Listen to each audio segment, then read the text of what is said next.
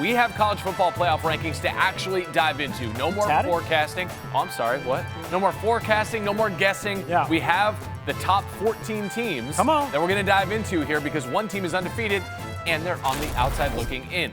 Army, nowhere to be found. I just want to drill that in. Disrespectful to the nation's best. Just want to drill that in. But when you look at this, the number one seeds right now, how about BYU at 4? Okay, no and argument. then Big Miami at 3, sure. Georgia at 2, and Oregon at 1. It's interesting with the slotting, though. Ohio State's ranked second. They would slot as the 5 seed because right now there's a better team in the Big Ten, and it's Oregon who beat them head-to-head, straight up. It's interesting noting that SMU is on the outside looking in. They're undefeated. They're in a Power 5 conference. They just took down Pitt, and yet they're the first team out. Texas A&M is the second team out. Gary, when you look at this bracket, when you look at the rankings, what jumps out to you? Seems disrespectful. Notre Dame's only in this thing because they were able to squeak out a quick win recently against a ranked team. Penn State. Was that ranked team? Also interesting. Was it Navy? Was it Navy? No big deal. I didn't want to rub it in. No, it's fine. I didn't want to bring it up. Penn State also losing at home. Yeah. The Nittany Lions, I think, are a house of cards. James Franklin has proven as such, not just against Ohio State, but any good team. And what are we trying to aggregate in the CFP? The 12 best teams. Correct. Penn State, they lie upon a house of cards. Yeah. All right. If it's an unranked team, they'll take care of business. If it's a good ranked team, specifically in the top 5, they simply don't win. They okay. If it's a top 10 team, they also have a hard time winning. That's interesting. The SMU disrespect is a little bit interesting too because that's a Power 5, a Power 4. No, but let's keep the disrespect idea as we look at Indiana at 9. Indiana's undefeated. They're blowing teams out. The Hoosiers are just at 9. Should they feel disrespected? Well, do we have their resume? It's not great. Exactly. So I wanted to say, okay, we have the play everybody who's in front of you. Understood, but have you played anybody that has a number in front of their school? Not yet, which is not remarkable. Yet. So but obviously, Ohio State stands out. In a couple of weeks, and this Michigan game, actually, we're going to get into a little bit later. That might be a trap game too. For the first time in forever, they're a favorite against the Wolverines. You and I have said trap music, yes. Trap games, obviously. Not so much. And do I work on my traps 7 days a week? Yes. 60-pound shrugs, just to sort of have that slope effect on the shoulders when I wear a T-shirt. Anyway, so Michigan could be a trap game, but obviously the true test comes soon thereafter when they have to go into the shoe for a possible top 10 showdown. Oh, yeah. With 2 undefeateds. One being Ohio State, which we're obviously used to. The other being Indiana, which we are not used to. But they keep scoring points. Right. They keep hanging up 40-something.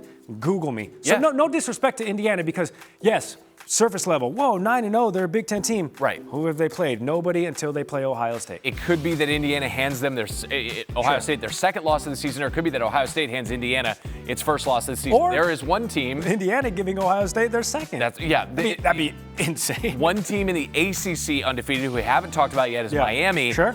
Before we go off on that, here's what Heather Dinich had to say about the Canes. Okay. Here's the thing. The way I described Miami, and someone else was saying this today, it's the best team I don't trust. Thank you. I mean, okay. I was going to say, that's our queen, first of all. Obviously. Heather Dinich, crown. But how do you feel? How do you feel about what she had to say about the Canes? Do you think after you just gave her the crown that she never lost, she's never relinquished the crown, that I'm going to go against her? She wasn't wearing it because it would clash with Scooby's crutch. I mean, obviously. And Scooby was like, it's about me. Look, my knee is completely I don't trust. Here's what I don't trust, that Scooby's still hurt. Yeah, I mean, I think maybe he's milking it. Is he playing hurt? Yes. It's playing hurt? Yes. It's letting you know about it also, yes. It's for the parking spot is what he's telling me. Fair enough. You can Proximity. park right up at the building. There's no I in team, but there is one in proximity. There's actually a couple of them. There are 2 of them. There's one also in Hurricanes. There's also a we if you spell it upside down. Miami is good. They're undefeated. They're 5-0 in the ACC. They lead the nation in offense. They are exactly where they should be with a first-round bye and then hosting a playoff game. What more do you want, Miami?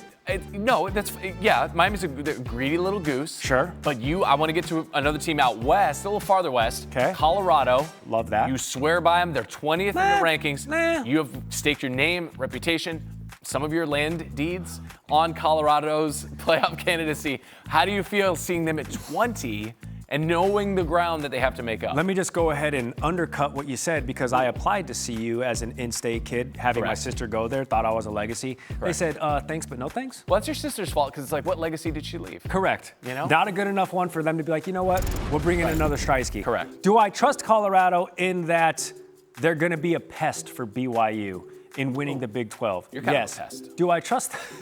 Takes one to know one.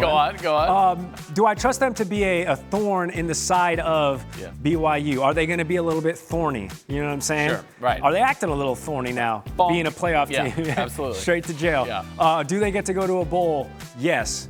Do I trust it to be a CFP caliber bowl? No, but it's Walking fun. it back a little bit. It's fun that we get to have the conversation with CU, having Correct. the players that they have, the coach that we have into November, being like, wait a minute, CU actually has a better than zero chance of having a path to the CFP. Which this late in the season we're talking about. It's interesting. They could have a top 10 matchup with an undefeated BYU. And they're going to send 2 guys to the Heisman. In the Big 12 title game. That could be massive, and who knows what happens after that. But the fact that we're talking about Colorado having I wish you would shot stop talking. this late in the season is fantastic.